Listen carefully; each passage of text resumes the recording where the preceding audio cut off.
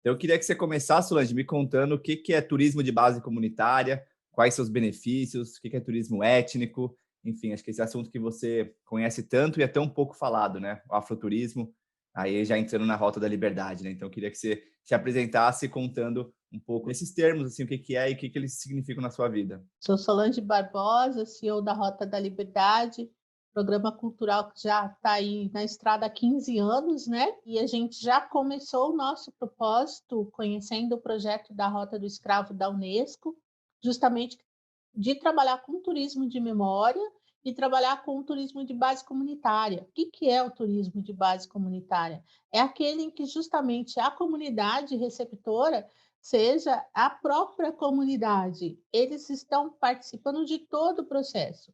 São eles que nos dizem quando vão nos receber, o quanto vai custar nos receber e qual a experiência que eles vão nos oferecer. Diferente do turismo comum, em que você monta um roteiro, você chega num lugar e você faz o que tem que fazer sem interação com aquela comunidade ou com aquele ambiente no qual você está. Tão importante hoje, né? Eu vejo as pessoas viajam muito, viagem assim só para marcar no Instagram ali, né? Marcar para os outros, né? Então você está falando de um turismo que é uma imersão na comunidade mesmo, assim, é você entrar a fundo, né? E como é que é, assim, de fato, quão fundo é possível entrar no estilo de vida das pessoas, né? Da comunidade? Exatamente. Eu comecei, a observar muito essa questão, né, quando eu estava no quilombo da Caçandoca, em Ubatuba, que as pessoas têm uma praia, o quilombo está numa praia, é uma comunidade tradicional que está numa praia, e as pessoas vão na praia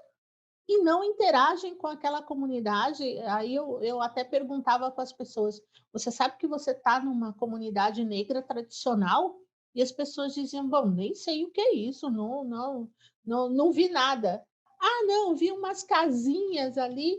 E aí o turismo de base comunitária vem fazer com que a comunidade se mostre e diga: "Nós estamos aqui, essa é a nossa vivência, esses somos nós, e nós precisamos ser vistos e ser respeitados, né, dentro desse contexto turístico". Uhum. Me lembrou quando eu tive na Chapada dos Veadeiros, no Quilombo Calunga. Então, conversando com as pessoas lá, eu via que a galera queria ir lá ver a cachoeira e tomar um banho, Santa Bárbara, uma cachoeira linda e ir embora, né? E eu lembro que fiquei numa troca assim de ideias e muito aprendizado assim. E para mim foi demais, as pessoas estavam comigo, adoraram também acompanhar essa conversa assim. Então vejo que é uma coisa tão gostosa para quem está viajando. Às vezes a gente vai para outro país e quer conhecer o estilo de vida das pessoas e aqui no próprio Brasil, onde tem tanta coisa maravilhosa, a gente acaba não fazendo isso, né? Então, o trabalho que vocês fazem é maravilhoso. Eu queria saber como é que tá indo, assim, né? Como é que é a recepção das pessoas, como é que tem sido as viagens que você tem presenciado, acompanhado, e suas conversas, assim, com a galera. As pessoas têm esse interesse de conhecer mais fundo as comunidades, quais são os medos, os receios, por que que não se faz mais isso, né?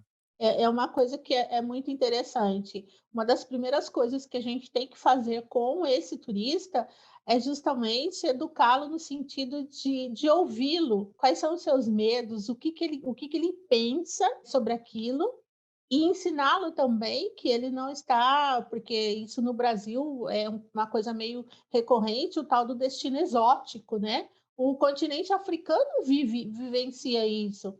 Você vai para o continente africano para fazer safari, para ver bicho, para ver leão, para ver girafa, mas tem comunidade, né, tem gente ali e as pessoas, você vê as pessoas, você sabe que as pessoas estão ali naquele ambiente.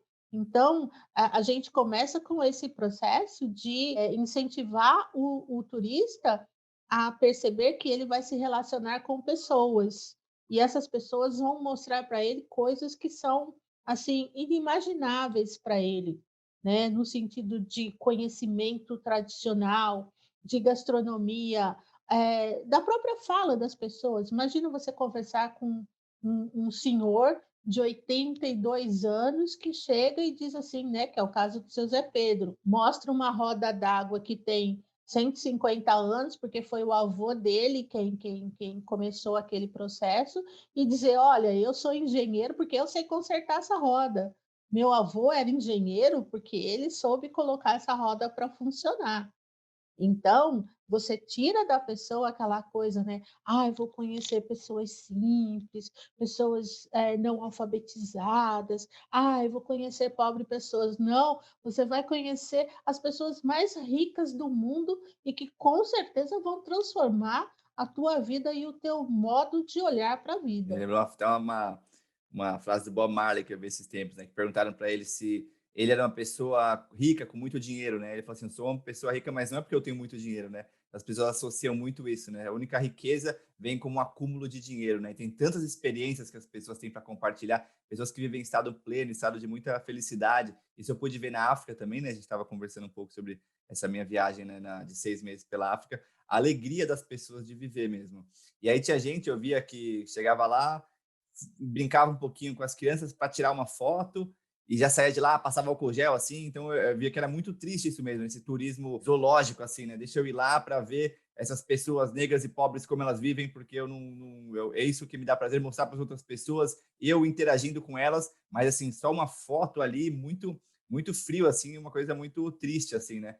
Eu queria saber como é que você vê isso mudando, você vê as coisas evoluindo para a gente ter um turismo mais responsável, assim. Sim, na realidade, eu não sei nem se isso está mudando ou se também esses turistas estão sendo reconhecidos, né? Porque quando você pensa em turismo de massa, você pensa que todo mundo quer fazer turismo de massa. E não, você pensa que todo mundo quer fazer isso, e aí você descobre, quando você começa a se apresentar para as pessoas, que tem muita gente que quer sair justamente desse lugar comum, que ele quer interagir com pessoas, que ele, inclusive, quer ser respeitado nesse processo de não ter que ir para um lugar fake. E aquele que realmente não consegue se perceber dentro desse processo, acaba realmente não sendo nosso consumidor, né. Então, o turista que a gente tem, e aí eu vejo uma mudança, é esse turista qualificado. Ele está preparado, ele está aberto a uma nova experiência. Uhum. É, que eu sinto que é bem o pessoal que ouve a gente aqui no Abrindo Caminho, são pessoas que têm esse interesse, né, genuíno de ver uma experiência, mas às vezes não sabem como, né? Então, de trazer aqui para explicar para as pessoas como, né? Então, eu queria que você começasse falando assim, o que que é turismo étnico, o que que é afroturismo, para a gente começar a entrar aí depois na Rota da Liberdade. Sim, em 2003, quando a gente teve o primeiro Ministério do Turismo e a gente teve o primeiro Plano Nacional de Turismo pelo governo federal, se cunhou o turismo étnico, sendo uma especificidade dentro do turismo cultural. Você vai fazer turismo cultural, conhecer a cultura de uma região, de um país, e dentro dele você pode fazer o turismo étnico, que é conhecer comunidades. Mas quando eles colocaram o guarda-chuva do turismo étnico em 2003, era gigantesco, porque tanto você podia estar fazendo turismo étnico indo num quilombo, como indo num samba, ou como indo no bairro da Liberdade, por exemplo, ou indo, por exemplo, em Venda Nova do Imigrante, lá no Espírito Santo, que é de uma colonização italiana, ou ir para o sul, para colonização alemã, colonização italiana. E então ficou aquela coisa de tudo junto e misturado. Aí a gente começou a falar em turismo étnico com um recorte afro, que era justamente olhar para a experiência dos afrodescendentes dentro do turismo. Depois nós migramos para o afroturismo no sentido de agentes, empresários afro, vendendo turismo afro ou turismo étnico.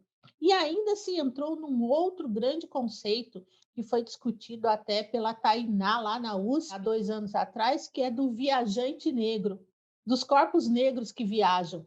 Quais são as suas experiências, né? Como ele é visto pelos outros, o racismo em cima desses corpos negros. Então, hoje o afroturismo, ele basicamente engloba todos esses aspectos.